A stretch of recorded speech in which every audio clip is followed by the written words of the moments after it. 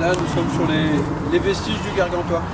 Donc, il reste quelques traces des murs de soutien du Gargantua. De façon générale, de façon simple et simpliste, le Gargantua était assis sur une ossature en béton.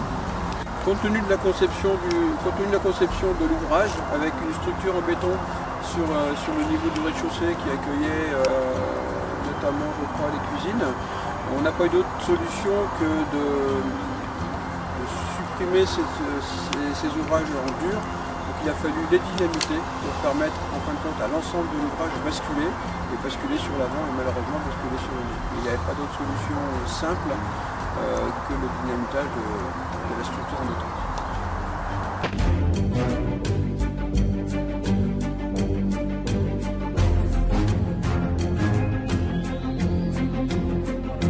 Bonjour. Alors, pourriez-vous vous présenter, nous dire qui vous étiez pour Mirapolis? Bonjour, Denis Poitras. Moi je travaillais au Crédit National, qui était le financier qui a repris le parc à la fin des années 80 et j'ai commencé à intervenir après la fermeture du parc. Je n'ai pas connu malheureusement le parc en activité. Je suis intervenu maintenant pour être le vilain petit canard qui a détruit le jouet. C'est pas tout à fait le cas parce que je suis intervenu uniquement pour mettre en sécurité les bâtiments et démolir, faire procéder plus exactement à la démolition des bâtiments. D'accord. Et donc, cette démolition, pourquoi est-elle intervenue? On ne pouvait pas garder les bâtiments dans le parc? C'est un choix qui a été pris à l'époque par le Crédit National, par les financiers. Donc, je pense que c'est plutôt un choix d'équilibre financier, de façon à mettre en sécurité le parc. Les bâtiments peuvent rester debout à condition qu'ils soient entretenus, à condition qu'ils retrouvent une vie. Et dès le début des années 90, il semblait que une seconde vie du parc ne puisse plus en faire. Et c'est la raison pour laquelle il a été procédé à la démolition. C'est, je pense, un équilibre financier qui a amené les propriétaires à choisir la démolition. D'accord. Et ça vous a pas un peu fait un pincement au cœur de devoir démolir un bâtiment comme Dame Tartine ou Gargantua? C'est toujours prenant et poignant, puisque ces bâtiments qui ont vécu, qui ont accueilli du monde, qui ont accueilli des enfants. Et là, nous, on est démolir le mythe du Gargantua quand même. Effectivement, ça a été, pour tout le monde, ça a été une intervention qu'on n'a pas fait de gaieté de cœur de démolir. Et justement, ce Gargantua, il n'était pas possible de garder des éléments. Il était trop dangereux d'après vous pour... Le garder en tant que tel, il aurait fallu, comme je disais tout à l'heure, le garder et le préserver et continuer à l'entretenir. C'était, à ma connaissance, une structure relativement légère, une structure métallique, enfin, lourde, mais une structure métallique avec une peau en polyester qui, du fait de la perte d'activité, de la cessation d'activité, avait commencé à se dégrader. Donc il aurait fallu investir pour l'entretenir. Et du coup, les propriétaires ont préféré, en tout état de cause, le démolir plutôt que se lancer dans la préservation et l'entretien. Alors quant à garder un ou plusieurs éléments, c'est difficile, c'est un ouvrage assez complexe, béton, acier et une peau. Je ne vois pas ce qu'on aurait pu conserver.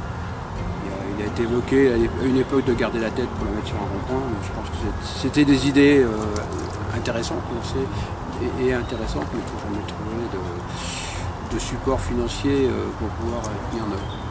Et donc il y avait également un bâtiment, la ville 10, qui était 14 mètres sous terre. Est-ce qu'on a encore une chance avec une pioche de creuser et de la retrouver? Avec une pioche, il y a un peu de boulot, avec un petit engin mécanique, vous pouvez creuser, mais vous ne retrouverez que des gravats. En fin de compte, le parti qui a été pris, c'est de mettre en sécurité les bâtiments et par conséquent de combler toutes les fosses. Donc la ville 10, la partie au-dessus de terre a été rasée. Et dans le volume de la ville 10, de mémoire, on a dû remplir avec de la terre et je pense avec des gravats de béton qui provenaient de la démolition des autres bâtiments. D'accord. Donc peu de chances de retrouver les vestiges. Peut-être en dessous quelques gravats, retrouver quelques brides d'objets peut-être, mais ça sera vraiment à l'état de trace, malheureusement.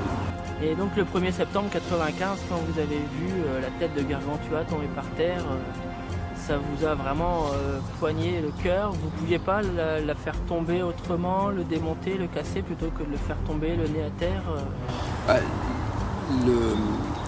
il y avait deux solutions. Soit il fallait l'écraser comme il a été fait, soit il fallait le déconstruire, peut-être comme on ferait maintenant, unité par unité, démonter la peau, le mettre dans un échafaudage complet, démonter la peau, démonter la structure.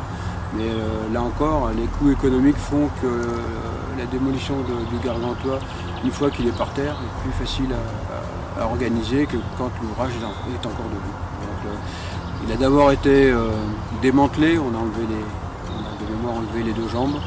Il est resté avec que le tronc, avec la tête, et quand les dynamiteurs sont intervenus, ils l'ont fait s'écraser sur le nez, parce que sur la face arrière, on risquait d'être chez le voisin dans les cultures.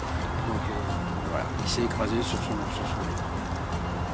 nez. Et donc vous êtes parti une fois que les bâtiments ont été à terre en fait.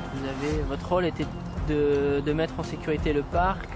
Vous avez fait d'autres choses peut-être pour les plans d'eau, vous les avez comblés Alors, avant que l'opération de démolition se mette en place, le parc avait gardé un bon niveau d'entretien. Il y avait même des tondes organisées régulièrement. Tous les bâtiments étaient protégés, sécurisés quand ils étaient vandalisés. C'est qu'après la démolition que le niveau de maintenance et d'entretien du parc a diminué. Et donc d'une façon générale, une fois que le site a été mis en sécurité et que les bâtiments ont été détruits, il y a eu pratiquement il n'y a pas eu un abandon du parc, un abandon de la maintenance, mais il y a eu beaucoup moins de maintenance. Et après, la vie professionnelle fait que j'ai quitté le groupe et je suis reparti dans une autre entreprise du bâtiment, donc j'ai après complètement abandonné la gestion du parc. Ok, et vous garderez quel souvenir de cette expérience à Mirapolis? Le souvenir de ne pas l'avoir connu en activité, de l'avoir vu dans ses premiers pas de descente aux enfers. Donc c'est dommage de voir un ouvrage comme celui-ci aussi complet et aussi bien réalisé qui ne puisse pas trouver une seconde vue. Et après, être marqué comme celui qui a été à l'origine, non pas à l'origine, c'est pas moi qui ai pris la décision, mais au moins qui a contribué malheureusement à la démolition du gargantua qui reste quand même le symbole du parc Mirapolis. Eh bien Denis, merci beaucoup. Bonne continuation. Merci, à bientôt.